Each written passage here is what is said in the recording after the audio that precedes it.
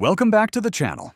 Today we're going to show you how to find the model number on your Aga induction range quickly and easily.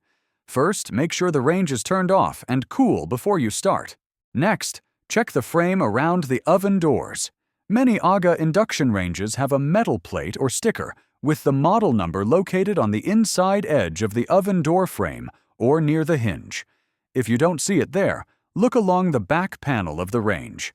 The model number is often printed on a label near the power cord or on the rear panel of the unit.